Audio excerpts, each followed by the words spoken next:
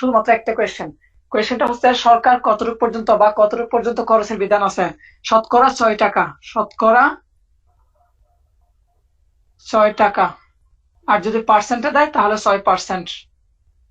অনধিক, মাথা রাখবেন, এটা অনধিক, অনধিক 6 টাকা বা অনধিক 6%। কিসের খরচ? মামলার মধ্যে কিছু খরচ দিতে হয়, যারা কোর্ট প্র্যাকটিস আছে ওনারা জানেন, কিছু খরচ দিতে হয়। আচ্ছা, ইয়া, তাহলে তোমাকে একটু ইয়ে করতে হবে, ওখানে একটা মিউট বাটন আছে ভিডিওর পাশে, ওটাতে একটু ক্লিক করো। হ্যাঁ, ওকে, থ্যাংক ইউ। এখন ক্লিয়ার? তাহলে আমরা পরীক্ষা যখন জিজ্ঞেস করবে সুদ সম্পর্কে কত ধারায় বলা আছে?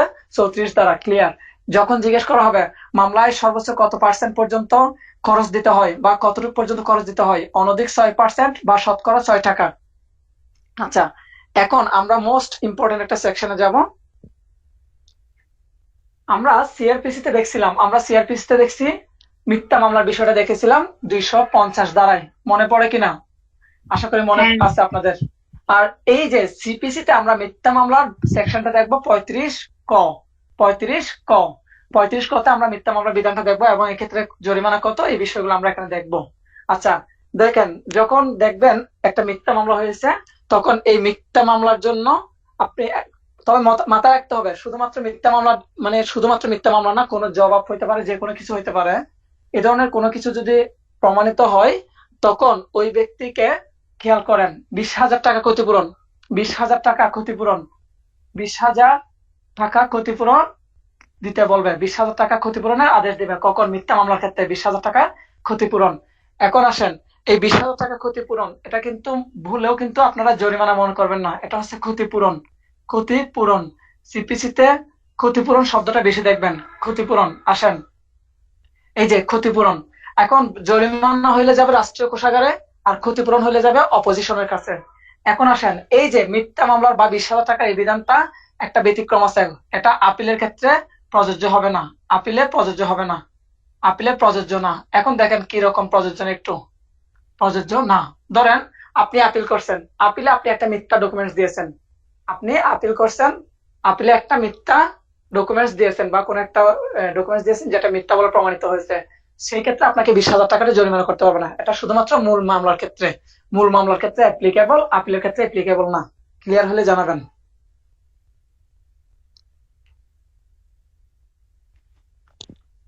এখন এটার বিরুদ্ধে প্রতিকার কি? এটা হচ্ছে আপিলযোগ্য, আপিলযোগ্য আদেশ। এটার বিরুদ্ধে আপনি আপিল করতে পারবেন।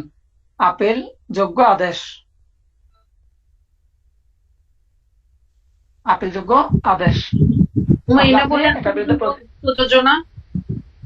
ওটা না, এ তো মূল আমাকে 20,000 টাকা ক্ষতিপূরণ দিতে বলা হয়েছে। আমি এর বিরুদ্ধে এই আর যে এটা হচ্ছে কি, স্ক্রিপ্টটা নাও। ক্লিয়ার? আমার কাছে ক্লিয়ার না, সবার কাছে ক্লিয়ার কিনা জিজ্ঞেস করতো। আর বাকিদের কাছে ক্লিয়ার কিনা একটু এই জিনিসটা, বাকিদের কাছে ক্লিয়ার কিনা? কথা বলতে চাইলে তাহলে মিউট বাটনে ক্লিক করে কথা বলতে হবে। মিউট,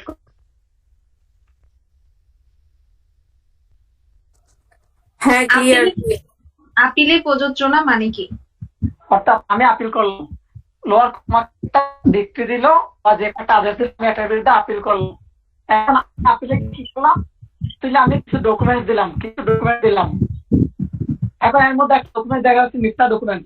মিথ্যা ডকুমেন্টস এর জন্য আমাকে, যেহেতু আপিল আসছে, এই যে আপিল স্টেজে যদি কোনো মিথ্যা ডকুমেন্ট দেওয়া হয়, মিথ্যা document না, আমাকে 20,000 টাকা ক্ষতিপূরণের আদেশটা দিবে না। কিন্তু মূল মামলা এর ক্ষেত্রে প্রযোজ্য। মূল মামলা মানে তো আমরা বুঝি, বুঝি কিনা? হুম হুম। এখন ক্লিয়ার? হ্যাঁ।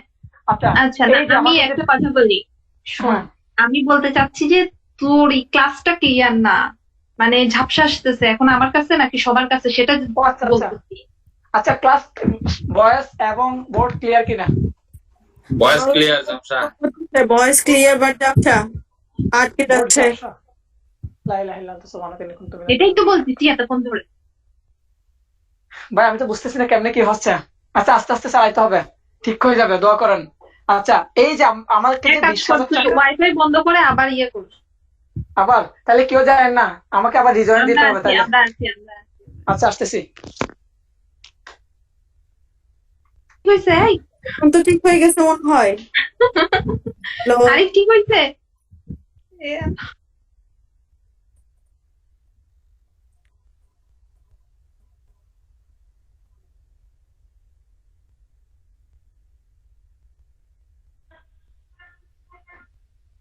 হ্যালো, শোনা যাচ্ছে আমাকে?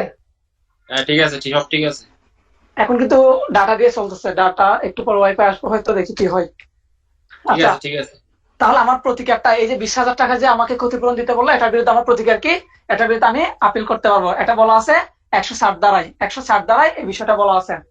এখন এখন যে কোয়েশ্চেনটা পরীক্ষায় আসবে, মোস্ট ইম্পর্টেন্ট, পরীক্ষায় আসবে দেওয়ানি কার্যবিধি বা সিপিসির অধীন সর্বোচ্চ কত টাকা পর্যন্ত ক্ষতিপূরণের আদেশ দেওয়া যায়? সর্বোচ্চ কত টাকা পর্যন্ত ক্ষতিপূরণের আদেশ দেওয়া যায়?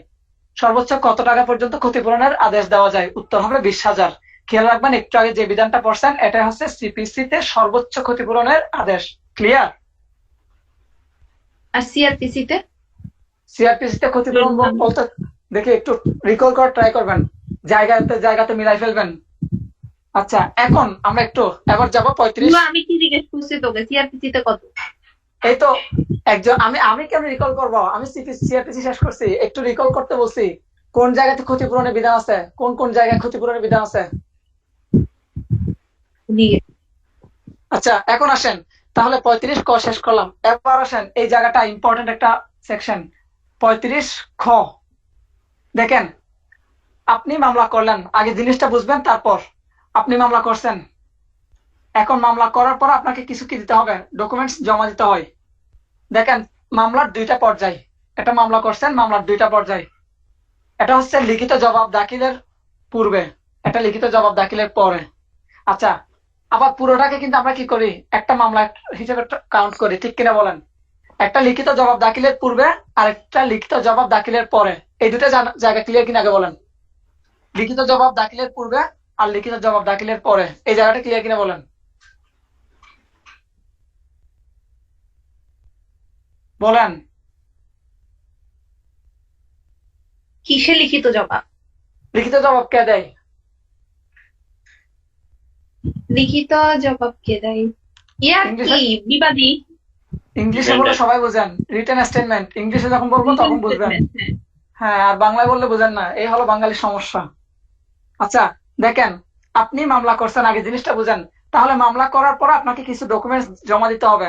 এখন আপনি লিখিত জবাব দাখিলের পূর্বে জমা দিতে পারলে, ধরেন একটা বিষয়, একটা ডকুমেন্টস আপনার কাছে ছিল, আপনি একটা লিখিত জবাব দাখিল করার সময় দিতে পারতেন। এখন আপনি দেন নাই, আপনি এটা দিয়েছেন আরো পরে। এখন পরবর্তীতে জমা দেওয়ার কারণে কি হলো? আদালতের একটা গুরুত্বপূর্ণ সময় নষ্ট হলো। দেখেন, আপনি যে জিনিসটা আগে জমা দিতে পারতেন, ওইটা আগে জমা না দেওয়ার কারণে আপনি এখন এই যে মাঝখানে একটা সময় কি করলেন, আদালতের সময় ব্যয় করছেন না? বলেন, করছেন কিনা? বলেন। আপনি যে ডকুমেন্টসটা আগে জমা দিতে পারতেন, ওটা আগে জমা দেন নাই, দিয়েছেন অনেক পরে, অনেক লেটে। এখন এই যে লেটে দেওয়ার কারণে আদালতের একটা কি হচ্ছে, সময় নষ্ট হচ্ছে। এখন এই যে সময় নষ্ট হচ্ছে কিনা আগে এটা বলেন। হচ্ছে। আচ্ছা, এখন আসেন, এই বিধানগুলো নিয়ে মূলত 35 ক ডিসকাস করছে। 35 এর ক এর সাবসেকশন 1টা একটু দেখেন।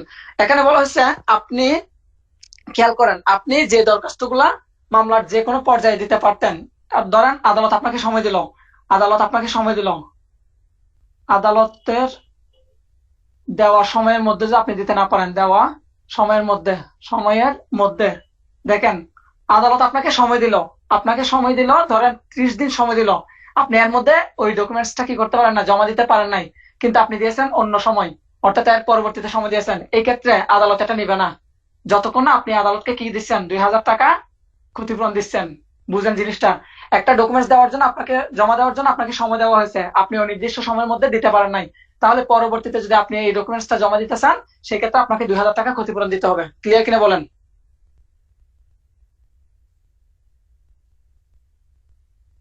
ক্লিয়ার?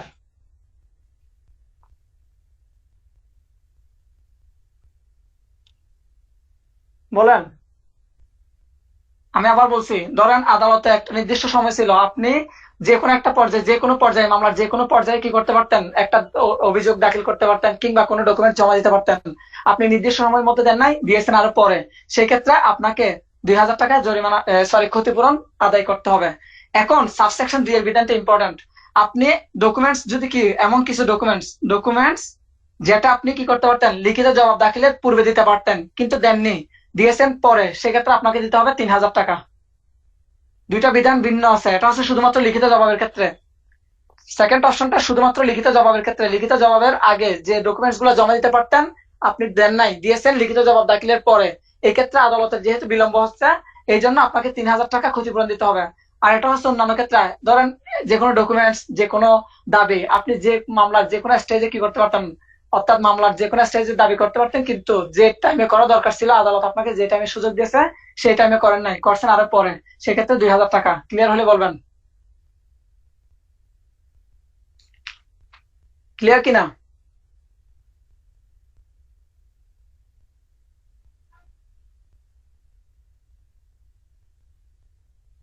হ্যালো,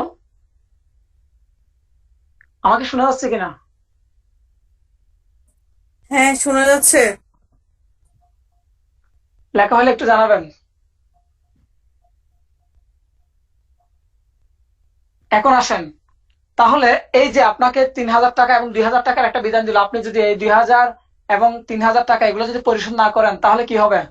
আপনার মামলাটা ওখানে কি করে দিবে? মামলা নাকচ করে দিবে, মামলা নাকচ করে দিবে। যদি আপনি টাকাগুলো পরিশোধ না করেন, 2000 বা 3000 যে বিধানগুলো দেওয়া হয়েছে, আপনি যদি টাকা পরিশোধ না করেন সেক্ষেত্রে আপনার মামলা নাকচ করে দিবে। এখন এই যে 2000 এবং 3000 টাকার বিধান এবং মামলা নাকচ করার বিধান, এটা আদালতের জন্য কোন ধরনের বিধান? এটা হচ্ছে বাধ্যতামূলক। বাধ্যতামূলক, খেয়াল রাখবেন।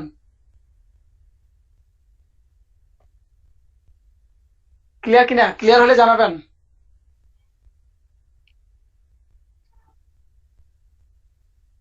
ইতি ক্লিয়ার? হ্যাঁ ক্লিয়ার, কিন্তু তুমি যে একটা চাট করছো ওটা কি হলো? ওটাই তো বুঝলাম, ওটা লিখিত জবাব দাখিলের পূর্বে এবং পরে। আচ্ছা আমি আচ্ছা যে আচ্ছা। জিনিসটা আগে জমা দিতে পারতাম ওটা আমি আগে জমা না দিয়ে পরে জমা দিছি। এই যে আগে জমা দিই না, এটার জন্য আমাকে কি করতে হবে? 3000 টাকা কি দিতে হবে? খরচ দিতে হবে। আর খরচ সবসময় মাথা রাখতে হবে অপোজিশনের পকেটে যাবে, সরকারের রাজস্বে যাবে না। আচ্ছা, এবার 38। আমরা তো সবাই জারি বুঝি, মামলা জারি, এক্সিকিউশন তো বুঝি। একটা মামলা করার পরে মামলার রায় হলো, একদম ফাইনাল রায় হয়ে গেল। ফাইনাল রায় হওয়ার পরে কিন্তু আমরা ওটা ভোগ করতে পারবো না। কি করতে হবে? আমাদেরকে আরেকটা আবেদন করতে হয়। ওই আবেদনটা হচ্ছে এক্সিকিউশনের আবেদন। আর ওই আবেদনটাকে আবার এক্সিকিউশনের মামলা বলা হয়, অর্থাৎ যে আবেদনটা করব ওইটাকে এক্সিকিউশন সুট বলা হয়। আবার আমরা এটাও জানি সব মামলা কিন্তু এক্সিকিউশনের আবেদন করতে হয় না, আমরা এসআর একটা দেখে আসছি। যাই হোক, এই যে এখন এই যে একটা ডিক্রি দিবে, এখন ডিক্রিটা কোন আদালত জারি করবেন? একটা ডিক্রি, ডিক্রি দেওয়া এবং জারি করা দুটা ভিন্ন জিনিস। ধরেন এটা একটা আদালত, এই আদালত ডিক্রিটা পাস করলেন, ডিক্রি পাস করলেন, আর এই ডিক্রিটা এক্সিকিউট করাটা ভিন্ন জিনিস। ডিক্রি পাস করা এবং এক্সিকিউট করা ভিন্ন জিনিস। এক্সিকিউট এবং পাস করা ভিন্ন জিনিস। পাস করলে আপনি এটা ভোগ করতে পারবেন না। ধরেন আপনি একটা প্রপার্টি নিয়ে মামলা করছেন, এখন আদালত রায় দিল যে কে প্রপার্টি আপনি পাবেন, কিন্তু আপনি পাবেন এটা পাস করলো, ডিগ্রি পাস করলো। এখন বলা মানে কিন্তু আপনি ভোগ করতে পারে না। এই যে ভোগ করার জন্য আপনাকে দখলটা বুঝিয়ে দেওয়ার জন্য আবার আবার কি করতে হবে? এক্সিকিউশনের মামলা করতে হবে, তখনই আপনি এটা কি করতে পারবেন? ভোগ করতে পারবেন। তাহলে দুইটা বিষয় ভিন্ন। ডিক্রি প্রদান করা এবং ডিক্রি জারি করা দুইটা ভিন্ন জিনিস। এখন প্রশ্ন হচ্ছে, যে আদালত ডিক্রি জারি করে ওই আদালত কার্যকর করবে কি করবে না, সেই জিনিসটা আমরা 38-এ দেখবো। তার মানে কোন মানে ডিক্রি জারি, ডিক্রি জারি, দেখেন ডিক্রি জারি, তাহলে কোন আদালত ডিক্রি জারি করবে সেই জিনিসটা আমরা 38-এ দেখবো। দেখেন প্রথম কথা হচ্ছে, যে আদালত যে আদালত ডিক্রি পাস করেছে, যে আদালত ডিক্রি প্রদান করেছে, ডিক্রি প্রদান করেছে, ওই আদালত ডিক্রি কি করতে পারেন? কার্যকর করতে পারেন। অথবা যাকে পাঠানো হবে, অথবা যে আদালতের কাছে পাঠানো হবে, ওই আদালত যদি, যে আদালত ডিক্রি পাস করছে উনি যদি অন্য কাউকে দিয়ে এক্সিকিউট করতে চান তাও পারবে, যে আদালতে ট্রান্সফার করা হয়।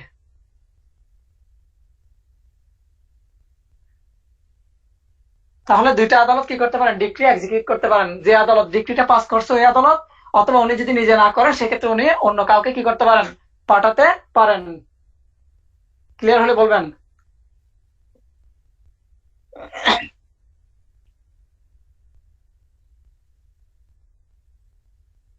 ক্লিয়ার? এবার আসেন 39, সেকশন 39-এ বলতেছে, খেয়াল করবেন, ডিক্রি স্থানান্তর। ডিক্রি স্থানান্তর, এটা হচ্ছে ডিক্রি স্থানান্তর, ডিক্রি স্থানান্তর। ডিক্রি স্থানান্তর। এখন ডিক্রি স্থানান্তর কে করতে পারে? ধরেন ডিক্রি, একটা আদালত ডিক্রি দিল, এই ডিক্রিটা যে অন্য আদালতে পাঠাবে, এটা কি আদালত নিজে পারে নাকি পার্টির আবেদনের ভিত্তিতে পারে? দেখেন, প্রথম কথা হচ্ছে পার্টির আবেদনের ভিত্তিতে, পার্টির আবেদনের ভিত্তিতে, আবেদনের ভিত্তিতে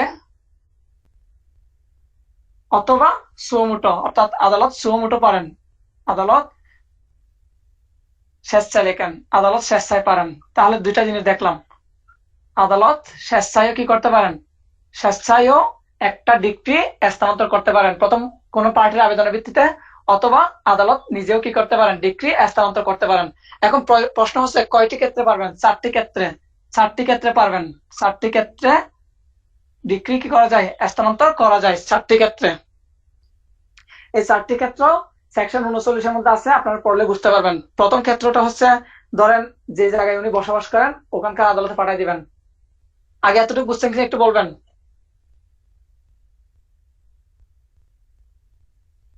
লেখা শেষ হলে জানাবেন, বুঝলে জানাবেন, না বুঝলেও জানাবেন। বল। আচ্ছা, দেখেন আপনি, এটা হচ্ছে পটিয়া থানা। তো পটিয়া থানার জন্য একটা কোর্ট আছে, পটিয়ার কোর্টে আপনি কি করলেন, মামলা করলেন। এখন বিবাদী হচ্ছে কোথায়? বিবাদী বসবাস করা হচ্ছে রাঙ্গুনিয়াতে। বানান ভুল হলে জানাবেন, কোনো বানান ভুল হলে আমাকে একটু জানাবেন। এখন দেখেন, এটা হচ্ছে বাদী, তো বাদী মামলা করলো পটিয়ার কোর্টে। এখন কোর্ট কি করলো, রায় দিল, মানে কোর্ট ডিক্রি পাস করলো, ডিক্রি পাস করলো। এখন ডিক্রি পাস করে তো লাভ নাই, কারণ কি বিবাদী বসবাস করতেছে কোথায়, রাঙ্গুনিয়া। তখন এই যে এখান থেকে তখন ডিক্রিটা কোথায়, ওই যে রাঙ্গুনিয়াতে কি করবেন, ট্রান্সফার করবেন। তো এরকম আপনারা 4টা গ্রাউন্ড পাবেন, 39-এ 4টি গ্রাউন্ড আছে, 4টি গ্রাউন্ড আছে কোন কোন ক্ষেত্রে ডিক্রি ট্রান্সফার করবেন, এই জিনিসটা ওখানে বলা আছে। ক্লিয়ার হলে বলবেন। এখন আমরা পরবর্তী যে সেকশনটা দেখবো আচ্ছা, সেটা হচ্ছে আমার আপনার, একটা question আছে। এখানে আমি স্ক্রিনটা ফুল দেখতে পাচ্ছি না কেন? বাকিদের কি অবস্থা? মানে এটা আমি তো নতুন, সেজন্য নিউলি এটা অ্যাপটা ইউজ করতেছি, এই কারণে বুঝতে পারতেছি না। আচ্ছা, বাকিরা বাকিরা দেখতে পাচ্ছে কিনা? পারতেছি তো। আচ্ছা, ইয়া, কারণ তুমি একটা কাজ করো, তুমি স্ক্রিনশটটা আমাকে পাঠাও। স্ক্রিনশট এখন আমার ভিডিও অফ হয়ে গেল কেন? আচ্ছা, স্ক্রিনশট কিভাবে পাঠাবো? স্ক্রিনশট তোমারটা, একটা নিউ ফোন, 3 আঙ্গুল স্টেপস আছে কিনা দেখো, 3টা আঙ্গুল দিয়ে একটা টান দাও। ঠিক আছে, বাট কোথায় পাঠাবো? তুমি ইয়া করো, তুমি আমার হোয়াটসঅ্যাপ, আমার মেসেঞ্জার পাঠাও। আচ্ছা, ওকে। এখন পরবর্তী সেকশন 46, সেকশন 46 লিখিত হুকুমনামা, লিখিত হুকুমনামা বা লিখিত আবেদন, লিখিত হুকুমনামা, হুকুমনামা বা আবেদন, বা আবেদনও বলতে পারেন। এখন এই জিনিসটা কি দেখেন, এই একদম সহজ একটা জিনিস, একটা ডিক্রি দিল। এখন ডিক্রি দেওয়ার পরে আপনার কাছে মনে হচ্ছে কি, আপনি যেহেতু বাদী, বাদী আপনি, এখন আপনার পক্ষে রায় দিল, আপনার পক্ষে রায় দিল, এখন আপনার মনে হচ্ছে কি যে কোনো মুহূর্তে বিবাদী কি করতে পারে, তার প্রপার্টি বিক্রি করে দিতে পারে, এরকম কোন একটা সন্দেহ হচ্ছে আপনার কাছে। তখন আপনি কি করবেন, একটা লিখিত আবেদন করবেন। লিখিত আবেদন কেন করবেন? ওই প্রপার্টিটা ক্রোক করার জন্য, ওই প্রপার্টিটা কি করার জন্য, ক্রোক করার জন্য, প্রপার্টি ক্রোক করার জন্য আবেদন করবেন। তাহলে লিখিত হুকুমনামা, অর্থাৎ যে আদালত ডিক্রিটা দিল ওই আদালতে আপনি একটা লিখিত আবেদন করবেন। কেন করবেন? প্রপার্টি ক্রোক করার জন্য। এখন এই ক্ষেত্রে আদালত কতদিন পর্যন্ত প্রপার্টিটা ক্রোক রাখতে পারেন? 2 মাস, সর্বোচ্চ 2 মাস পর্যন্ত কি রাখতে পারেন, ক্রোক রাখতে পারেন। ক্লিয়ার কিনা? আরিফ, এটা একবার বল। আচ্ছা, একটা আমি মামলা করলাম, এখন মামলায় ডিক্রি দেওয়া হলো আমার পক্ষে, আমি যেহেতু বাদী আমার পক্ষে ডিক্রি দিল, আমি মামলাটা করলাম কার বিরুদ্ধে? আব্দুর রহমানের বিরুদ্ধে, আব্দুর রহমানের বিরুদ্ধে। এখন ওর বিপক্ষে কিন্তু রায় কিন্তু ওর বিপক্ষে আমার পক্ষে দিল। এখন আমার মনে হচ্ছে কি যে অর্থাৎ যে প্রপার্টিটা নিয়ে মামলা করলাম, আমার কাছে সন্দেহ হচ্ছে ও যে কোনো মুহূর্তে প্রপার্টিটা কি করে দিতে পারে, সেল করে দিতে পারে। এখন ওই ক্ষেত্রে আমি আদালতে একটা কি করব, একটা লিখিত আবেদন দিব। কেন দিব? ওর প্রপার্টিটা যাতে কি করে রাখে, ক্রোক করে রাখে। এই যে ক্রোক করে রাখার জন্য যে লিখিত আবেদন দিব, ওটাকে বলা হয় লিখিত হুকুমনামা। এখন এই যে আদালত কি করবে, ক্রোক করবে আমার আবেদনের ভিত্তিতে। এখন ক্রোক করে কতদিন পর্যন্ত রাখতে পারবে? 2 মাস পর্যন্ত রাখতে পারবে, অর্থাৎ ক্রোকের আবেদনটা কতদিন পর্যন্ত বলবৎ থাকবে? 2 মাস। ক্লিয়ার কিনা এখন?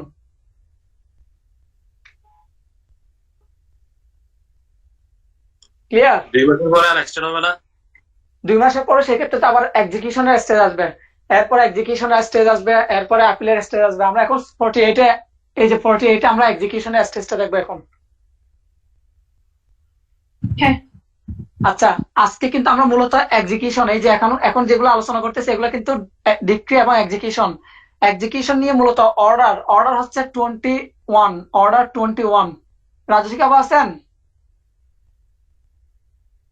আপু আছেন কিনা?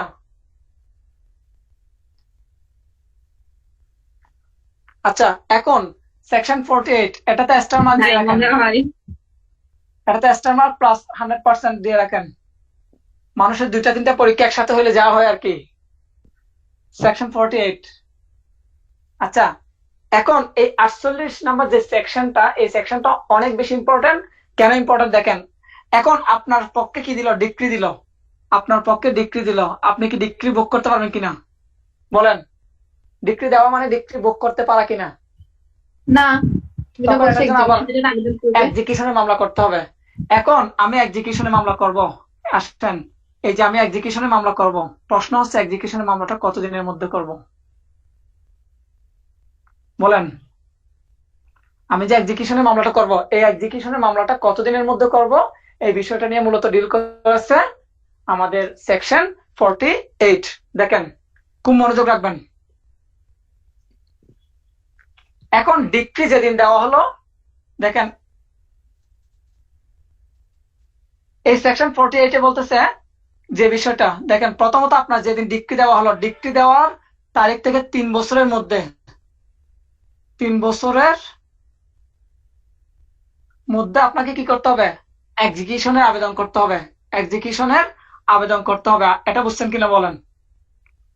যেদিন ডিক্রি পাস করলো সেদিন থেকে 3 বছরের মধ্যে আপনাকে প্রথম ইয়াটা করতে হবে, প্রথম আবেদন।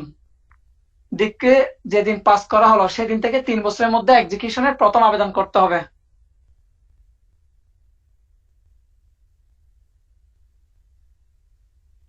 এটা হচ্ছে লিমিটেশন অ্যাক্টের আর্টিকেল 183, অর্থাৎ 183-তে, অনুচ্ছেদ 183-তে উল্লেখ করা হয়েছে।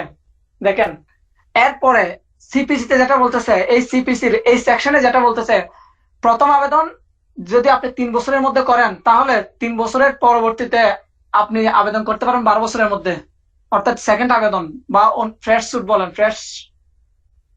Fresh sweet. এটা খুব কঠিন একটা বিষয়, বুঝতে হবে। দেখেন, ফ্রেশ স্যুট করবেন 12 বছরের মধ্যে, 12 বছরের মধ্যে করবেন। দেখেন, তাহলে আপনি আপনার পক্ষে একটা কি দেওয়া হলো? ডিক্রি দেওয়া হলো। আপনি ডিক্রির জন্য কি করবেন? এক্সিকিউশনে মামলা করবেন। কতদিনের মধ্যে করতে হবে? 3 বছরের মধ্যে করতে হবে। এই বিষয়টা বলা আছে কোথায়? লিমিটেশন অ্যাক্টের 183 অনুচ্ছেদে। 83 না 83? আরে 183 আমি বলবো, এটা 183-তে। বইয়ের মধ্যে 182 আছে, কোন জায়গাতে আমি বলবো সেটা একটু পর আসতেছি। 183-তে বলছে 3 বছরের মধ্যে কি করতে হবে? প্রথম আবেদনটা করতে হবে। এর পরবর্তীতে আপনি অন্যান্য আবেদন যেগুলো করবেন সেগুলো হচ্ছে ওই 3 বছরের পরে আপনি আরো 12 বছর সময় পাবেন। এই 12 বছরের বিধানটা বলা আছে সিপিসিতে। তাহলে পরীক্ষায় প্রশ্ন আসে, ডিক্রি এক্সিকিউশনের জন্য দ্বিতীয় আবেদন কতদিনের মধ্যে বা ফ্রেশ স্যুট কতদিনের মধ্যে করতে হবে দেওয়ানি কার্যবিধির অধীন? তখন লিখবেন 12 বছর, খেয়াল রাখবেন। আর যদি বলা হয় লিমিটেশন অ্যাক্টের অধীনে, তখন লিখবেন 3 বছর। আপনি যদি 3 বছরের মধ্যে আবেদন না করেন, তাহলে 12 বছরের সুযোগটা আপনি পাবেন না। ক্লিয়ার কিনা বলেন?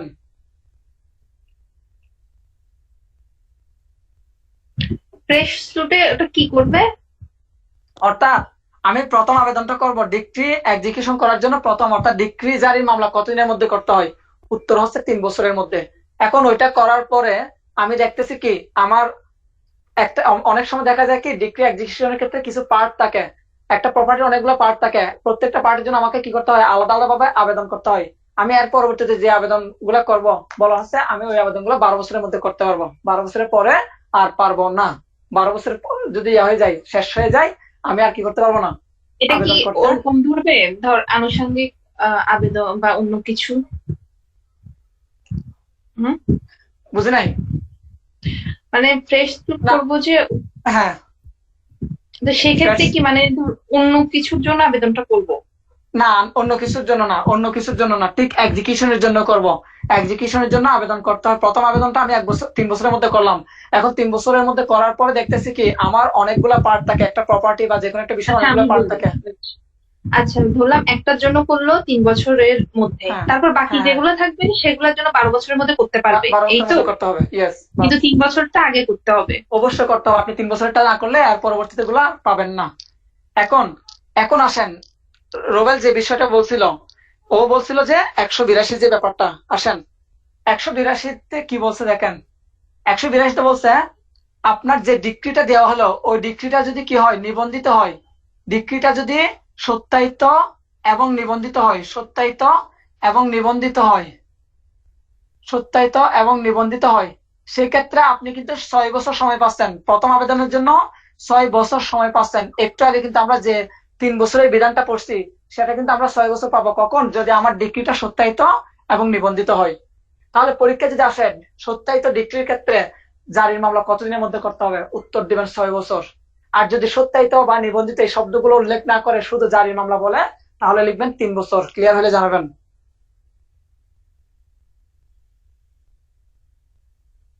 এটা কি 182 দাঁড়ায়? হ্যাঁ, 182 দ্বারাই। আবার অনেক সময় একটা ডিক্রি সংশোধন করা যায় কিনা দেখি, বলেন কেউ।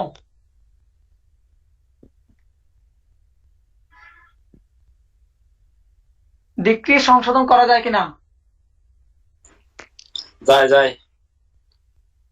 সেকশন 152 বলা আছে করণিক ভুল ছাড়া। করণিক ভুল মানে ধরেন আপনি করণিক ভুল বা গাণিতিক ভুল, ধরেন মামলার হয়েছিল 1 লক্ষ টাকার, 1 লক্ষ টাকার মামলা হয়েছে, আপনি ভুল ক্রমে 0 একটা কম দিয়েছেন, তাহলে এই যে আপনি পরবর্তীতে এটা কি করতে পারবেন, সংশোধন করতে পারবেন। অথবা কোনো তারিখ ভুল হয়েছে, তারিখ ঠিক করতে পারবেন। এই যেগুলো হচ্ছে করণিক ভুল, তাহলে ডিক্রি কি করা যায়, সংশোধন করা যায়।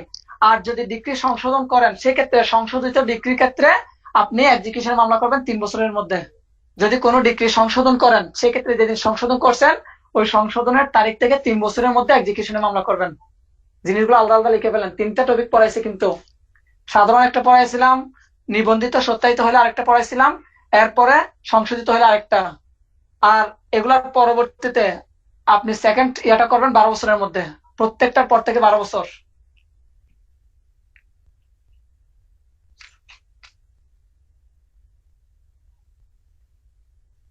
এবার আসেন, এবার দেখবেন জারি কার্যকর করতে আদালতের ক্ষমতা। 51, 51 জারি কার্যকর আদালতের ক্ষমতা। তানু আছো?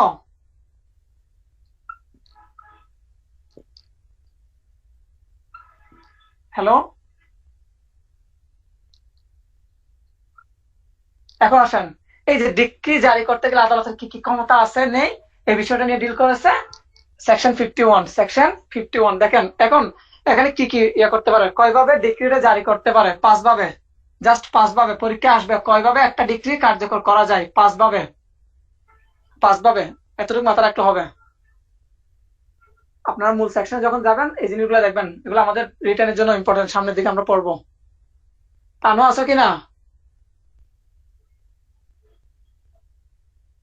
ক্লিয়ার কিনা? এতটুকু ক্লিয়ার হলে বলবেন। 5টা বিষয়ের মধ্যে দেখবেন আপনারা, প্রথম দেখবেন সম্পত্তি অর্পণের মাধ্যমে, সেকেন্ড দেখবেন আপনারা ক্রোক করার মাধ্যমে, তার দেখবেন গ্রেপ্তার করার মাধ্যমে, এরপরে দেখবেন রিসিভার নিয়োগ করার মাধ্যমে, আর সর্বশেষ দেখবেন অন্য কোনো ওয়েতে। তবে টাকার মামলার ক্ষেত্রে, টাকা পরিশোধের ডিক্রির ক্ষেত্রে অ্যারেস্ট করা যাবে না। টাকা পরিশোধের ডিক্রির ক্ষেত্রে এটা ব্যতিক্রম, ডিক্রির ক্ষেত্রে কি করা যাবে না, ডিক্রির ক্ষেত্রে অ্যারেস্ট করা যাবে না, অ্যারেস্ট করা যাবে না। শেষ করে বলবেন। তাহলে জারি কয়ভাবে কার্যকর করা যায়, 5 ভাবে। কয়ভাবে জারি করা যায়, জারি কার্যকর করা যায় 5 ভাবে। 5 ভাবে 5টা অপশন ওখানে আছে, তবে মাথা রাখতে হবে ওখানে যে অ্যারেস্টের বিধানটা দেখবেন সেটা সব সময় কার্যকর করতে পারবেন উইদাউট টাকা পরিশোধের মামলার ক্ষেত্রে।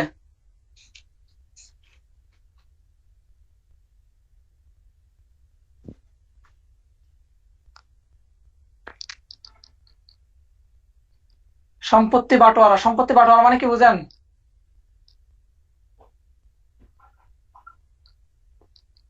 হ্যালো, আমাকে শোনা যাচ্ছে? হ্যাঁ যাচ্ছে। সম্পত্তি বাটোয়ারা বলতে কি বুঝেন? সম্পত্তি ভাগ করা। এখন সম্পত্তি ভাগ দেখেন, এটা হচ্ছে একটা প্রপার্টি, যৌথ প্রপার্টি, এ বি সি, এদের যৌথ প্রপার্টি। এখন সরকারের সাথে দ্বন্দ্ব হয়েছে এ এর সাথে, সরকারের সাথে অর্থাৎ গভর্নমেন্টের সাথে দ্বন্দ্ব, কার সাথে? এ এর সাথে দ্বন্দ্ব হয়েছে।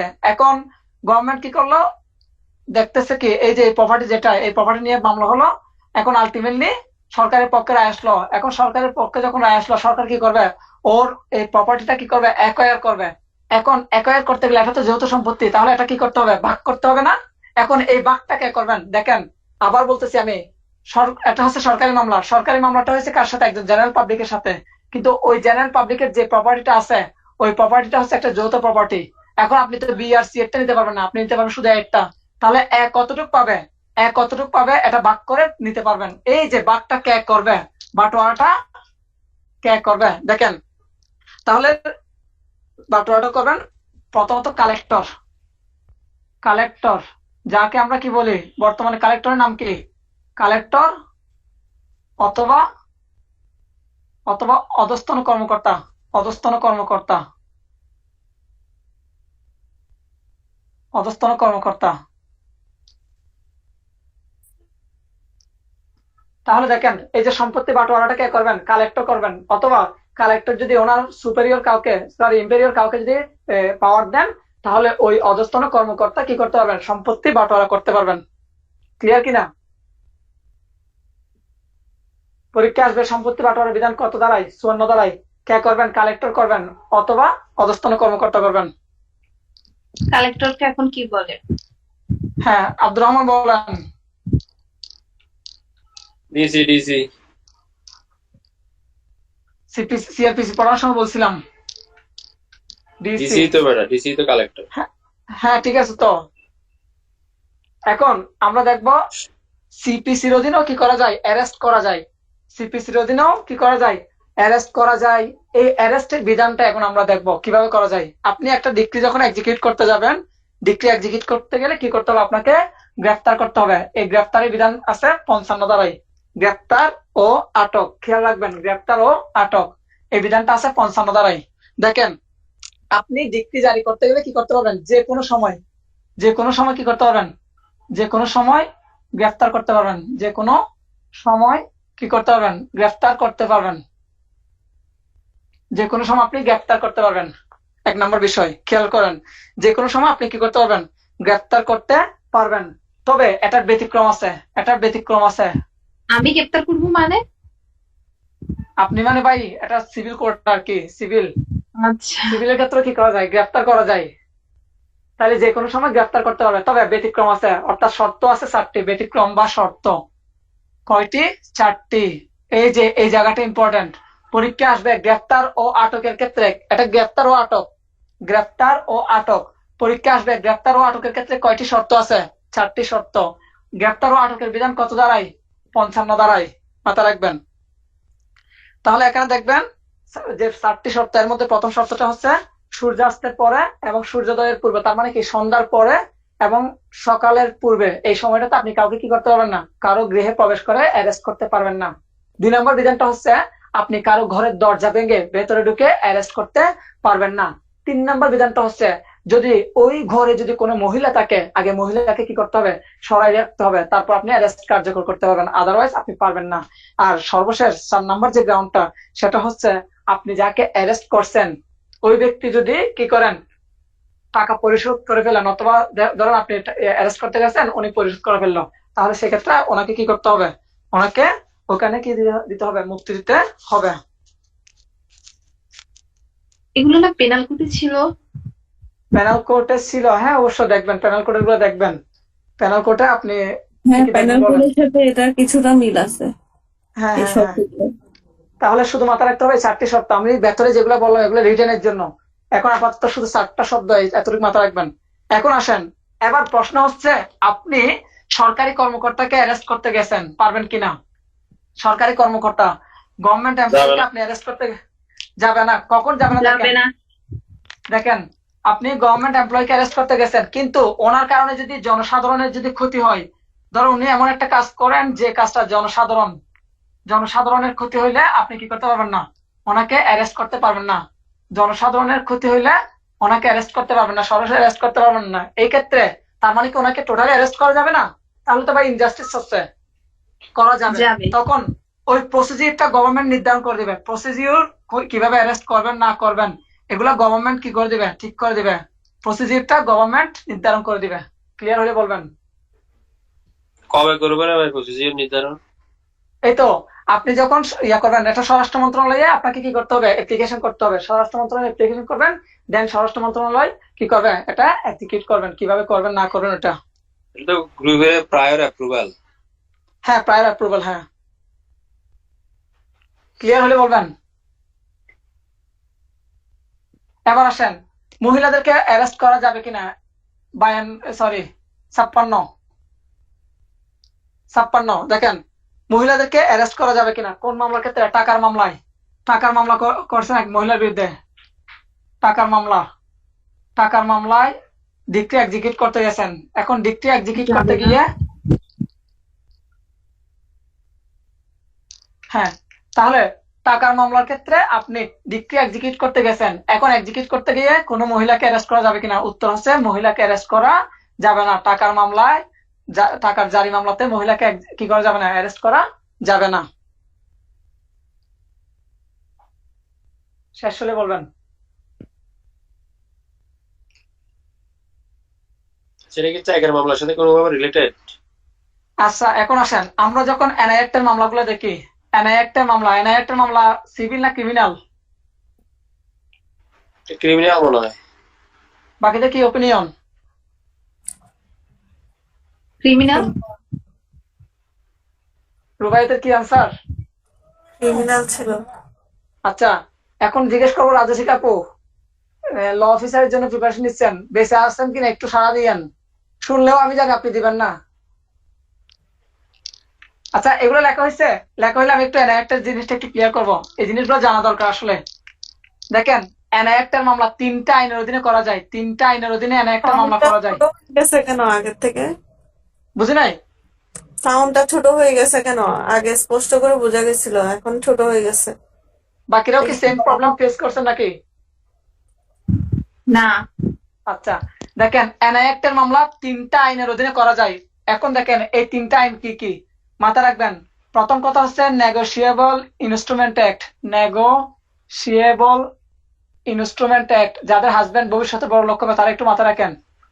ইনস্ট্রুমেন্ট অ্যাক্ট 1881, নেগোশিয়েবল ইনস্ট্রুমেন্ট অ্যাক্টের 138 ধারায়, 1 নম্বর বিষয়। 2 নম্বর হচ্ছে সিপিসি অর্ডার 38 রুল 3। 3 নম্বর হচ্ছে পেনাল কোডের 406 and 420। এই 3টা আইনের অধীনে আপনি কি করতে পারবেন, এনআই অ্যাক্টের মামলা করতে পারবেন। এবার আপনারা যেটা বলছেন এনআই অ্যাক্টের মামলা, তাহলে এবার বুঝে নেন। এনআই অ্যাক্টের মামলা বোথ ক্রিমিনাল এন্ড সিভিল। তার মানে কি, যদি বলা হয় সরাসরি, এটা কি সরাসরি কি, দেখেন মামলাটা কিন্তু আপনি ক্রিমিনাল কোর্টে করেন। মামলাটা করার সময় করছেন কিন্তু কোথায়, জয়েন্টে করেন। তাহলে এই ক্ষেত্রে এটা হচ্ছে কি ক্রিমিনাল। এবার আসেন, আপনি আবার আপনার টাকা কিছু অংশ বাকি রয়ে গেছে, আপনি ওই টাকার জন্য আবার কি করতে পারবেন, সিপিসির অর্ডার 38 রুল 3 অনুসারে সিভিল কোর্টে মামলা করতে পারবেন।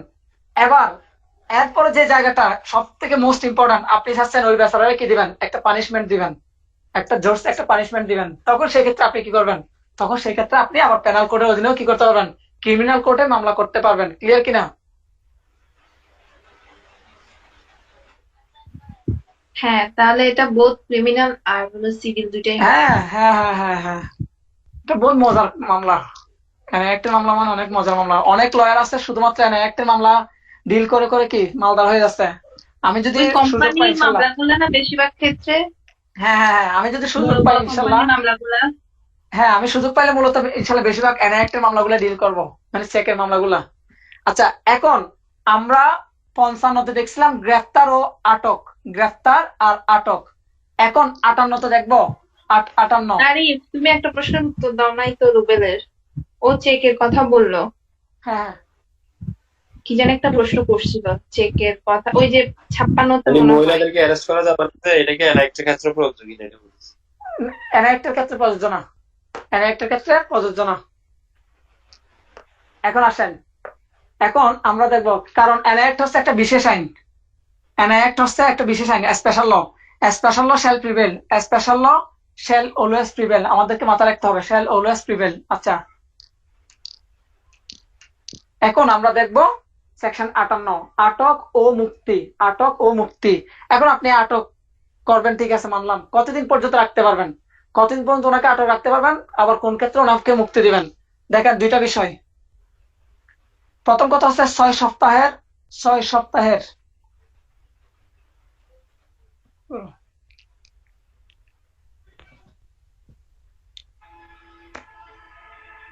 দেখেন 50,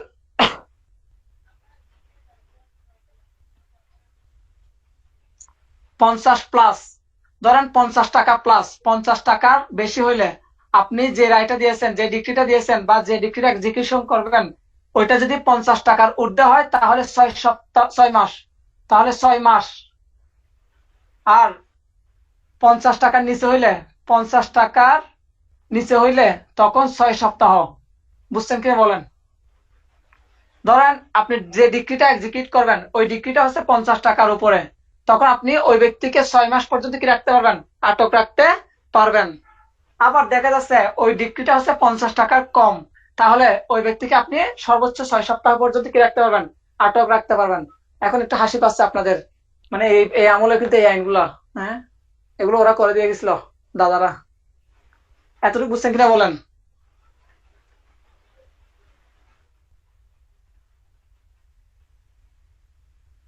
হ্যাঁ, বুঝতে পারছি। এখন এটার আবার 4টা ব্যতিক্রম আছে। আমরা এর আগে কিন্তু 4টা শর্ত দেখছিলাম, 55-তে 4টা শর্ত পাইছিলাম, এখানেও 4টা শর্ত, 4টি শর্ত আছে যে ক্ষেত্রে আপনি কি করতে পারবেন না, এগুলো কার্যকর করতে পারবেন না। কখন দেখেন, ধরেন আপনি যে বিষয়ে মামলা হয়েছে ওই টাকাটা যদি পেমেন্ট করে দেয়, অথবা ওই টাকার পরিবর্তে যে অন্য কোনো ভাবে যদি সেটা কি করে মিটাই ফেলে, অর্থাৎ মীমাংসা হয়ে যায়, অথবা যিনি যিনি মামলাটা করেছেন ওই ব্যক্তি যদি বলে যে কি ওই গরিব মানুষ ছেড়ে দেন, তাহলে ছেড়ে দিবে। বুঝতে পারছেন কিনা আরিফের বলেন একটু। ডায়লগ, আরিফের ডায়লগ, গরিব মানুষ।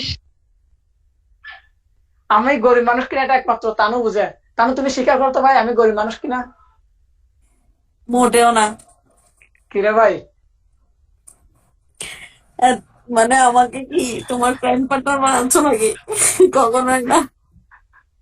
আচ্ছা, তাহলে আমরা 58-তে দেখলাম আটক ও মুক্তি। তাহলে আটক কতদিন রাখতে পারবেন? 50 টাকার নিচে হইলে 6 সপ্তাহ, 50 টাকার উপরে হলে 6 সপ্তাহ। আবার এগুলো আপনি কখন কার্যকর করতে পারবেন না, যখন ওই টাকাটা পরিশোধ করে ফেলবে, অথবা অন্য কোনো ভাবে যদি পরিশোধ করে, অথবা যদি দেখেন যে যিনি মামলা করেছে উনি করেন, এই জিনিসগুলা দেখবেন। আমরা এগুলো আবার অর্ডার অর্ডার 38-এ পড়বো, অর্ডার 38-এর রুল 1-এ। এবার আসেন, আপনি তো ওই ব্যক্তিকে আটক করছেন, আটক করার পরে এখন আটক করতে গেছেন কিংবা আটক করবেন, এখন কোন ক্ষেত্রে আটক করতে পারবেন না দেখেন, অথবা আটক করার পর ছেড়ে দিতে হবে যদি অসুস্থ। দেখেন অসুস্থতা, এখন আপনি ওই ব্যক্তিকে অ্যারেস্ট করতে গেছেন, দেখতেছেন উনি খুবই অসুস্থ, খুবই অসুস্থ, তাহলে আপনি ওনাকে অ্যারেস্ট করতে পারবেন না। ঠিক আছে, আপনি ওনাকে অ্যারেস্ট করতে পারবেন না। অথবা অ্যারেস্ট করে ফেলছেন, অ্যারেস্ট করার পরে দেখতেছে উনি কি এমন একটা রোগে আক্রান্ত হয়েছে, অথবা ছোঁয়াচে রোগে আক্রান্ত হয়েছে, যেটা ভাইরাস, অর্থাৎ জেলখানার মধ্যে একবার সবার মধ্যে কি সবাই দিয়ে দিবে, উইদাউট উইদাউট কি পেমেন্ট সবাই দিয়ে দিবে, তখন ওই ব্যক্তিটা তাড়াতাড়ি কি করবেন, বাই বাই মুক্তি মুক্তি। বুঝতে পারছেন কিনা? তাহলে অসুস্থতার অজুহাতে আপনি কি করবেন, প্রথমে অ্যারেস্ট হওয়া থেকে মুক্তি পাচ্ছেন, আবার অ্যারেস্ট হয়ে গেলেও মুক্তি পাচ্ছেন। ক্লিয়ার? করোনা ভাইরাস হ্যাঁ, নাকি? Corona virus. এখন আসেন, হ্যাঁ করোনা ভাইরাস। এখন আসেন, অ্যারেস্ট করতে আসলে বলতে হবে যে করোনা ভাইরাস। এখন দেখেন, আব্দুর রহমান না, আব্দুর রহমানকে দেওয়া যাবে না, রাজস্বী কাপু। রাজস্বী কাপু কি রাজস্বী কাপুকে অ্যারেস্ট করলো। দেখেন এখানে ভাববেন না যে একটা টাকার মামলা বাবার দরকার নাই, ধরেন এটা ইউজুয়াল একটা মামলা, ওনাকে অ্যারেস্ট করলো। অ্যারেস্ট করার পরে এখন উনি 2 সপ্তাহ ছিল, 2 সপ্তাহ জেলখানার মধ্যে আছেন। হঠাৎ করে ওনার মধ্যে কি করোনা সিনড্রোম পাওয়া গেছে। এখন করোনা চিহ্ন পাওয়া গেলে এখন ওনাকে কি আর রাখবে? না, কেন তখন রাখবে? ওনাকে, হ্যাঁ তখন কি দিল? হ্যাঁ মুক্তি দিল। আচ্ছা, মুক্তি দিল। এখন মুক্তি দেওয়ার পরে উনি 14 দিন কোয়ারেন্টাইন মেনটেন করলো। 14 দিন কোয়ারেন্টাইন মেনটেন করার পরে উনি সুস্থ হলো। এখন ওনাকে অ্যারেস্ট করা যাবে কিনা? আচ্ছা, কোয়ারেন্টাইনটা তো ইয়াতেও করতে পারে, মানে মুক্তি না দিয়ে ওটা তো জেলের মধ্যেও হতে পারে। এখন ধরো জেলখানার মধ্যে ওই যে মানে ভালোভাবে ট্রিটমেন্ট পাচ্ছে না, সেবা পাচ্ছে না, ঠিক আছে, অথবা মানে জেলখানা কর্তৃপক্ষ ভয় পাচ্ছে কি এটা যে কোনো মুহূর্তে পুরো জেলখানায় চড়াই যেতে পারে এই ক্ষেত্রে, ঠিক আছে। হ্যাঁ, এখন আমার কথা হচ্ছে ওনাকে ইয়া দিল, মুক্তি দিল। উনি 14 দিন, অর্থাৎ উনি বাসায় চলে গেল, 14 দিন কোয়ারেন্টাইন মেনটেন করার পর উনি সুস্থ হলো। ওনাকে আর অ্যারেস্ট করা যাবে কিনা? হ্যাঁ যাবে। এই পরিস্থিতিতে না যাওয়াই তো ভালো, এমনি তো মনে হয় যাবে। না যাবে। আচ্ছা, এখন ওনার ওনার মামলাটা হচ্ছে 50 বিলো, অর্থাৎ বিলো 50, 50 টাকার কম। তো 50 টাকার কম হলে কতদিন পর্যন্ত থাকতে হবে নিয়ম অনুসারে? 6 ছয় সপ্তাহ। সপ্তাহ 6 সপ্তাহ। এখন আসেন, তাহলে ওনাকে যদি পুনরায় আবার কি করেন, অ্যারেস্ট করেন, সেই ক্ষেত্রে উনি আর কতদিন থাকবেন? এই 2 সপ্তাহটা বাদ যাবেন। 6 সপ্তাহ থেকে 2 সপ্তাহ বাদ যাওয়ার পরে আর বাকি 4 সপ্তাহ ওনাকে কি করতে হবে? জেলে থাকতে হবে। ক্লিয়ার? এটা কোন সেকশনে বলা আছে? এটা 59 বলা আছে। 59 এই বিধানটা বলা আছে কি মোট সময়টা 58 ধারার বিধান অনুসারে হবে। তো 58 ধারা আমরা পরে কি আসছি? 6 সপ্তাহ আর 6 মাসের বিধান পরে আসছি। এই জিনিসটা বোঝানোর জন্য মূলত এটা বলছি।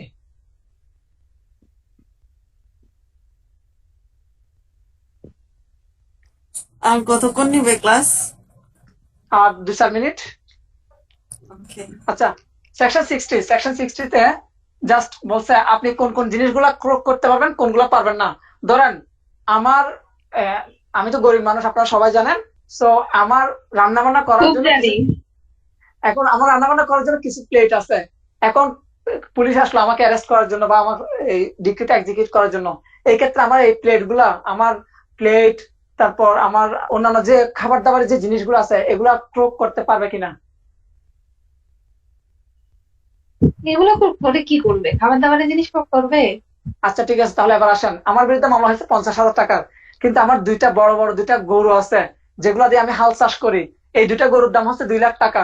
এখন এই দুইটা গরু ক্রোক করতে পারবে কিনা? আমার বিরুদ্ধে কিন্তু মামলা হচ্ছে কি? উত্তর হচ্ছে দেখেন, কখন পারবে কখন পারবে না। আমি এই দুইটা গরু দিয়ে হাল চাষ করি, আমার জীবিকা নির্বাহ করি। খেয়াল করেন, এই দুইটা গরু দিয়ে হাল চাষ করে আমি কি করে আমার জীবিকা নির্বাহ করি, তাহলে কিন্তু পারবে না। তার মানে জীবিকা নির্বাহকারী যে জিনিসগুলা ওগুলো কি করা যাবে না, ক্রোক করা যাবে না, অন্যান্য কিছু করা যাবে। ক্লিয়ার? ক্লিয়ার।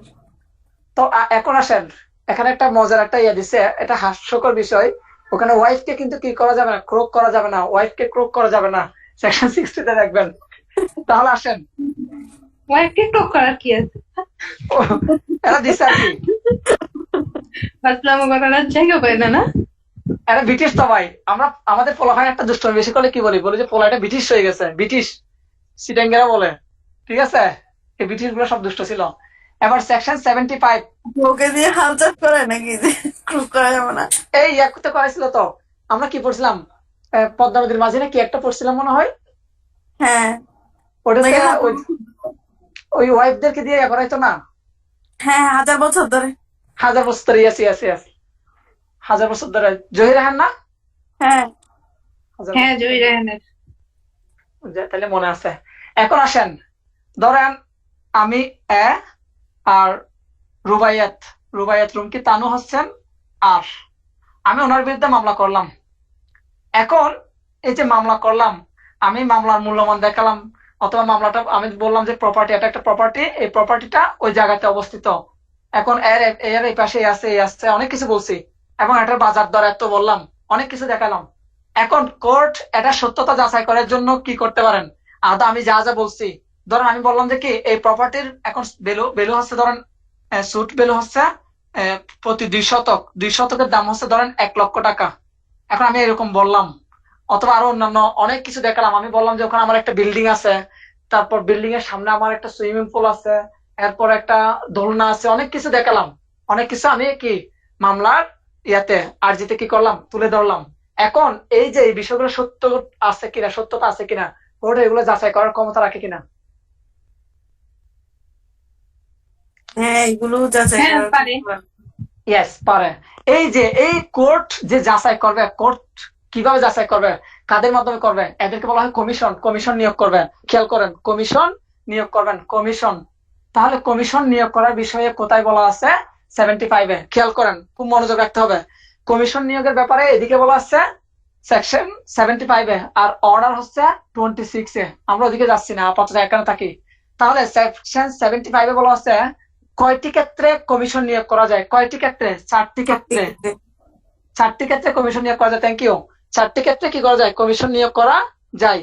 এখন প্রথমটা হচ্ছে সাক্ষ্য নেওয়ার জন্য, সাক্ষ্য গ্রহণ করার জন্য, সাক্ষ্য গ্রহণ।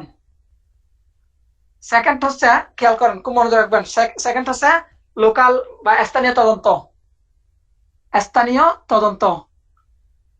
ধরেন আপনি একটা মামলা করছেন, আপনি দেখাইছেন কি, মানে আপনি 50 বস্তা চাউলের জন্য মামলা করছেন। আপনি প্রতি বস্তা চাউলের দাম দেখাইছেন 5,000 টাকা। এখন কোর্ট বিল্ডিং এ বসে তো জানবে না, জাজ সাহেব তো জানবে না যে আসলে 5,000 টাকা নাকি আরো বেশি নাকি কম। তখন উনি কি করছেন, উনি লোক পাঠাবেন ওই যে কোথায়, ধরেন খাতুনগঞ্জের লোক পাঠাবেন আদৌ এই চাউলের দাম 5,000 টাকা কিনা ওটা দেখার জন্য। এটাকে বলা হয় স্থানীয় তদন্ত।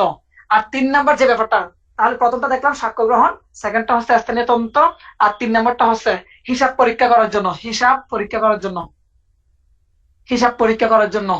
আর সর্বশেষ গ্রাউন্ডটা খুব মজার একটা গ্রাউন্ড, সর্বশেষ গ্রাউন্ডটা হচ্ছে বাটোয়ারার ক্ষেত্রে। আমরা কিছুক্ষণ আগে দেখছিলাম বাটোয়ারার ক্ষেত্রে পাঠাবেন। এখন এই যে সাক্ষ্য গ্রহণ করতে কয় ধরনের ব্যক্তি সাক্ষ্য গ্রহণের জন্য পাঠাবেন? কয় ধরনের ব্যক্তির সাক্ষ্য গ্রহণ করার জন্য কমিশন পাঠানো যায় দেখি বলেন। কেউ এভিডেন্সে যাবেন নাকি? এভিডেন্সে যাবেন? হুম। এভিডেন্সে যাওয়া দরকার না, আল্লাহ 5 ধরনের নাম। ওদিকে আল্লাহ বাস্তে যাবেন না, এখানে থাকেন। 3 ধরনের। 3 ধরনের। তাহলে সাক্ষ্য গ্রহণের জন্য কয় ধরনের ব্যক্তির সাক্ষ্য গ্রহণ করার জন্য কমিশন নিয়োগ দেওয়া যায়? 3 ধরনের ব্যক্তির। এই জিনিসটা বলা আছে কোথায়? এই জিনিসটা বলা আছে অর্ডার 26 এর রুল 4 এ। অর্ডার 26 রুল 4 এই জিনিসটা বলা আছে। এখন এই ব্যক্তিগুলো কারা? যিনি জুরিসডিকশনের বাইরে বসবাস করেন, অথবা যিনি পালিয়ে যাওয়ার কি আছে সম্ভাবনা আছে, আর যিনি সরকারি কাজ করেন বা সরকারি কর্মকর্তা। উনি আসলে কি, উনি যদি কোর্টে সাক্ষ্য দিতে আসেন, দেখা যাচ্ছে কি আমাদের মতো সাধারণ পাবলিকরা ক্ষতিগ্রস্ত হব, তখন এই আচ্ছা আচ্ছা, ক্ষেত্রে শেষ। হ্যাঁ শেষ। আচ্ছা, আরেকটা সেকশন পড়া ফেলি, সেকশন 79। ভাই কি সরকার হচ্ছে? সরকারের বিরুদ্ধে মামলা করবেন অথবা সরকার মামলা করবে। খেয়াল করেন, সরকারের বিরুদ্ধে হয় আপনি মামলা করবেন, অথবা সরকার আপনার বিরুদ্ধে মামলা করবে। যেই করুক না কেন, সরকার নাম থাকবে না, তখন এটা হবে বাংলাদেশ। সরকারের বিরুদ্ধে অথবা সরকার যদি মামলা করেন, তখন সরকারের পক্ষে নামটা হবে কি, বাংলাদেশ। এই জন্য আমরা দেখি বাংলাদেশ ভার্সেস আব্দুর রহমান, অথবা অথবা রুবায়েত রুমকি তানু ভার্সেস বাংলাদেশ। আমরা এরকম দেখি কিনা? হ্যাঁ, এরকমই দেখেছি। হ্যাঁ, তাহলে সরকারের বিরুদ্ধে কোনো মামলা করলে তখন সরকারের নাম কি হবে? বাংলাদেশ। মাথা রাখবেন। ওকে, আজকে তাহলে এতটুকু পর্যন্ত থাক। আর একটা বিষয়, আমাকে এখানে একজন একটা মেসেজ করলো, এক বড় ভাইটা হচ্ছেন সাবেক বলা যায় বাংলাদেশ জামাত শিবিরের অত্যন্ত একজন কি সাহসী নেতা আর কি। তো উনি বলছেন, সালাম আরিফ ভাই, আগামী অ্যাডভোকেসি পরীক্ষা নিয়ে আপনার কাছ থেকে আমার পরামর্শ দরকার, সুন্দর পরামর্শ আশা করতেছি। কিভাবে পড়ালেখা করলে ভালো হতে পারবো দয়া করে বলবেন। ভাই কিন্তু আবার বিবাহিত মানুষ। আচ্ছা, এখন আমাদের যে ইয়াটা লাস্ট এই মে মাসের 25 তারিখ কিন্তু নির্বাচনের ডেট ছিল। আর এই জুনের 30 তারিখ, জুন মাস কত, 30 দিনে না? বলেন। হ্যাঁ 30 দিনে। হ্যাঁ, 2018 জুলাই 1 তারিখ থেকে এই 2021 জুন 30, এই 3 বছর, এই 3 বছরটা হচ্ছে বার কাউন্সিলের যে নির্বাচন, বার কাউন্সিলের যে কমিটি, একটা কমিটির মেয়াদ হচ্ছে 3 বছর। খেয়াল করেন। এখন সেই হিসেবে এই জুনের 30 তারিখ কি বর্তমানে যারা আছেন ওনাদের বিদায়ের ঘন্টা বাজার কথা, কিন্তু আনফরচুনেটলি করোনার কারণে নির্বাচন হয় নাই। নির্বাচন হওয়ার কথা ছিল মে মাসের 25 তারিখ, মে মাসের 25 মে নির্বাচন হওয়ার কথা ছিল, কিন্তু নির্বাচন স্থগিত। এখন যে কোনো মুহূর্তে করোনা শেষ হওয়ার সাথে সাথে কিন্তু কি যে কোনো মুহূর্তে নির্বাচন হয়ে যেতে পারে, এবং নির্বাচন হওয়ার পরে কিন্তু নতুন কমিটি চলে আসবে। আর বর্তমান যে কমিটি আছে এই কমিটি, রোবেল একটু মিট করতে হবে, বর্তমান যে কমিটি আছে এই কমিটি আমাদের ভাইভাটা শেষ করবেন, ভাইভা শেষ করে তারপর ওনারা কি করবেন, ওনাদের কার্যক্রম শেষ করবেন। তাহলে দেখেন বর্তমানে আমরা দেখতেছি আজকে 12 তারিখ বা 13 তারিখ এরকম কিছু একটা, জুন মাসের, জুলাইয়ের 24 তারিখ। আচ্ছা ঈদ কখন হবে, ঈদুল আজহা কখন? 24 তারিখ। জুলাইয়ের 23-24, না 28 কখন হবে না, 28 কখন হবে না, 22, 23, 24। 19-20-21-22 এর মধ্যে। নো তাও না, 2 মাস 10 দিন, 23, 24, 25। যাই হোক, এখন দেখেন 23, 24, 25 আর মাঝখানে যে সময়টা আছে আমাদের ভাইভাটা এই জুলাইয়ের এই সময়টার আগেও হইতে পারে, অর্থাৎ কোরবানির আগেও হইতে পারে অথবা কোরবানির পরবর্তী সপ্তাহে হইতে পারে। এবং যতটুকু দেখতেছি ইয়াদ্দিন আমিনুদ্দিন অর্থাৎ অ্যাটর্নি জেনারেল যিনি বলছেন, উনি বলছেন কি যে আমাদের এই বছরের শেষের দিকে কি হইতে পারে, এই বছরের শেষের দিকে অথবা নভেম্বর বা ডিসেম্বর দিকে কি হইতে পারে আরেকটা পরীক্ষা হওয়ার সম্ভাবনা খুবই বেশি, প্রিলিটা। কারণ কি মাঝখানে অনেক গ্যাপ হয়ে গেছে এবং পরীক্ষাটি প্রায় 70,000 প্লাস। একটু সিরিয়াসলি পড়াশোনা করেন, জাস্ট একটু গোছাই নেন, জিনিসগুলো একটু গোছাই নিলে ইজি হয়ে যাবে, ব্যাপারটা অনেক ইজি হয়ে যাবে। এমনটা তো না যে আমার একটা প্রশ্ন খেয়াল করে নাই। আমার একটা প্রশ্ন ছিল। হ্যাঁ হ্যাঁ আচ্ছা তুমি অবশ্যই। শেষ করে বলতেছি। শেষ। আচ্ছা না, হ্যাঁ আচ্ছা আপু বলেন। না, আমার প্রশ্নটা হচ্ছে আচ্ছা পড়ার ব্যাপারে এখন কি বলবো না পরে বলবো? কিরকম পড়ার ব্যাপারে? না আমি জানতে চাচ্ছি যে আমরা সিআরপিসি তে পড়ে আসছি, তো সিআরপিসি তে হ্যাঁ আমার একটা প্রশ্ন ছিল যে নির্বাহী ম্যাজিস্ট্রেটের যে ক্ষমতাগুলা হ্যাঁ হ্যাঁ হ্যাঁ এটা হ্যাঁ। নাকি এখন করা হয়েছে, কি মানে ওই যে আমরা কেড়ে যেরকম নেওয়া পড়ে হয়েছে? আসছি। হ্যাঁ আচ্ছা, আসেন 2007, এদিকে 1996। 1996 সালে মামলা হয়েছিল মুখলেসুর রহমান, মুখলেসুর রহমান বা কিছু একটা, না মুখলেসুর রহমান না, সরি, ইয়া টুপি পরা লোকটা কিছু একটা, যাই হোক উনি কি করছেন 1996 সালে মামলা করছিলেন। ওই মামলাটা 2007 সালে যখন তত্ত্বাবধায়ক সরকার আসছিল, তত্ত্বাবধায়ক সরকার আলটিমেটলি ওই মামলাটা কি করলেন, রায় দিলেন। 2007 সালে যখন রায় দিলেন, রায় দেওয়ার পরবর্তীতে কি হয়ে গেলেন, বিচার বিভাগ অর্থাৎ বিচার বিভাগকে কি করা হয়েছে, এক্সিকিউটিভ থেকে বিচার বিভাগকে আলাদা করা হয়েছে। তার মানে এখন এক্সিকিউটিভ এবং জুডিশিয়ারি দুইটা বিষয়, জুডিশিয়ারি। এখন আসেন প্রশ্ন হচ্ছে তাহলে এই যে 2000 সাথে যখন আলাদা করছে 2009 জানুয়ারি থেকে ওটা ইয়ে হয়েছে, এরপরে সিআরপিসি থেকে অনেক জায়গায় কি আনলো, সংশোধন আনার পরেও কি করা হয়েছে, যে ইতির যে প্রশ্নটা এক্সিকিউটিভ পাওয়ার যেটা ওইগুলা কি করা হয়েছে, নিয়ে ফেলা হয়েছে না। অনেকগুলো সেকশনে এখনো কি করা হয়েছে, ওই বিধানগুলো আছে, যার মধ্যে 100 সেকশন দেখলাম আমরা, এরপরে 107 থেকে বা 106 থেকে 122 পর্যন্ত দেখি, 127 দেখি, এরপর আমরা 144 দেখি, 145 দেখি, 176 দেখি, ঠিক কিনা? তা এখনো অনেক জায়গায় কি এক্সিকিউটিভ ম্যাজিস্ট্রেটদের পাওয়ার রেখে দেওয়া হয়েছে। ক্লিয়ার? ও আচ্ছা ঠিক আছে।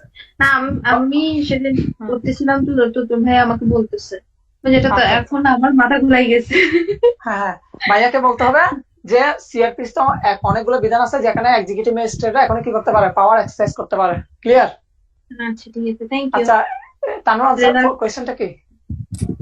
হ্যাঁ না, আমি ওই এক্সাম রিলেটেড কোশ্চেন করতে চাইছি, ওই যে হ্যাঁ মানে যারা নতুন বোর্ড আসবে আর কি, নতুন হ্যাঁ হ্যাঁ যারা আসবে নির্বাচিত হ্যাঁ হয়ে, ওরা কি আসলে মানে অল্প কিছুদিনের মধ্যে আসা মাত্র কি এক্সাম নিতে পারবে? ওনারা তো আসো, নিজেরাই উঠে উঠতে হ্যাঁ হ্যাঁ, আসতেছি। প্রথম কথা হচ্ছে বর্তমান যে কমিটিটা আছে, মোস্ট মানে করাপ্টেড একটা ইয়া। হ্যাঁ হ্যাঁ অবশ্যই বাংলাদেশের মধ্যে আহ, যদি আমাকে যদি বলা হয় যে আজকে আকাশ মেঘাচ্ছন্ন, কালকে সূর্য না উঠতে পারে, আমি এই জিনিসটা বিশ্বাস করব। কিন্তু বার কাউন্সিল জিনিসটা ভাই বিশ্বাস করা বড় জটিল ব্যাপার, মানে পৃথিবীতে একদম ফালতু একটা ইয়া বলা যায় আর কি। তারপরে এগুলো বলা যাবে না, সামনে ভাইবা বোর্ড, কোন ক্রমে যদি এগুলো ইয়া হয় তাহলে শেষ। আচ্ছা বর্তমান গিয়ে তো এসব বর্তমান কমিটিতে যে 15 জন আছে, এই 15 জন থেকে 6 জনের মেয়াদ শেষ এবছর। কারণ কি 2 মেয়াদের বেশি খাওয়া ঠিক না, মানে খাইতে পারে না, এই জন্য 6 জন এবার শেষ, নতুন করে 6 জন ঢুকবে। এখন তানুর যে কোয়েশ্চেনটা, ওরা আস্তে আস্তে সবকিছু গোছাতে কি একটা টাইম লাগবে। দেখেন অলরেডি 10 তারিখ থেকে বরাক টাওয়ার থেকে সুপ্রিম কোর্টের পাশে যে নতুন ভবনটা ওখানে ওরা শিফট করলো। এখন নির্বাচন হওয়ার পরে এগুলা কিন্তু প্রসিডিউর, কোনো প্রসিডিউর কিন্তু স্থগিত না, সবগুলা কিন্তু চলমান আছে। ওরা আসা মাত্র যে কাজটা করবে, ফাইলগুলা বুঝে নিবে, ফাইল বুঝে নেওয়ার পরে ওরা কি করবে, ওরা নির্বাচন ডেটটা দিয়ে দিবে। কারণ কি অলরেডি এগুলা নিয়ে অনেক বেশি বিতর্কিত, অনেক যথেষ্ট পরিমাণ বিতর্কিত। এই জন্য ওরা আসার পর পরে যে কাজটা করবে সেটা হচ্ছে সবকিছু যেহেতু রেডি, এনরোলমেন্ট রেডি, সবকিছু মোটামুটি রেডি, শুধুমাত্র কি করবে আসার পরে ফাইলগুলা গুছাই নিয়ে মামলা সরি পরীক্ষার ডেট দিবে। সো ওটা ডিসেম্বরে হওয়ার সম্ভাবনাটা অনেক বেশি, কারণ মাঝখানে 2 ইয়ার্স এর গ্যাপ। আচ্ছা আচ্ছা, বুঝতে পারছি। তাহলে যাই হোক, আচ্ছা, এক্সাম দেওয়ার জন্য কি আবার এনরোলমেন্ট করতে হবে? নো, দরকার নাই, কি কিছু কি লাগবে? কিছু লাগে আবার? কিছু লাগবে না। না না, কোনো কিছু লাগবে না। নতুন কোনো দিক নির্দেশনা আসা পর্যন্ত আপাতত তুমি কোনো কিছু রেজাল্ট লাগবে না। কখন দিবা? রেজাল্ট 1 ঘন্টা পরে, নাহলে কালকে সকালে। ভাই আচ্ছা। এগুলা কখন দিয়ে দিয়ে আমার মাথা গোলায় ফেলছো। একটা কোয়েশ্চেন করি, বার কাউন্সিল পরীক্ষা নেগেটিভ মার্কিং আছে কিনা? আছে আছে। ভাই তুই আজকে নেগেটিভ মার্কিং নিস না, হ্যাঁ? আজকে নেক্সট ডে থেকে নিস। হ্যাঁ, এক্সামের সিস্টেম কিরকম? এক্সামের সিস্টেম হচ্ছে আমি কোয়েশ্চেন দিয়ে দিলাম, তোমরা তোমাদের নিজেদের খাতার মধ্যে সিরিয়ালি আনসার গুলো লিখে ছবি তুলে ওটা আমাকে পাঠিয়ে দিবা, এরপর আমি দেখে তোমাদেরকে আনসারটা দিয়ে দিব। তবে আমি তোমার প্রতি একটা রিকোয়েস্ট রাখবো, সেটা হচ্ছে উইদাউট প্রিপারেশনে পরীক্ষাটা দিয়ে দাও, কত আসে ওটা দেখো, নিজেকে একটু জাজ করো। আর আমি মোটামুটি নিশ্চিত আজকে যে কোয়েশ্চেন গুলো দেওয়া হয়েছে ইনশাল্লাহ ওইখান থেকে 5 থেকে 6টা মতো কোয়েশ্চেন পাওয়ার সম্ভাবনা বেশি। 5 থেকে 6টা কোয়েশ্চেন পাওয়ার সম্ভাবনা অনেক বেশি। আচ্ছা না, ওই কি জানি বলতে চাইছিলাম, না নাম ভুলে গেছি। আচ্ছা তুমি আমার এভিডেন্স আর পরীক্ষা নিবে কখন? এসআরেক্ট সবার নিব, আপনার পার্সোনাল কে নিব। আচ্ছা ঠিক আছে, আচ্ছা। ওকে, আল্লাহ হাফেজ, আসসালামু আলাইকুম।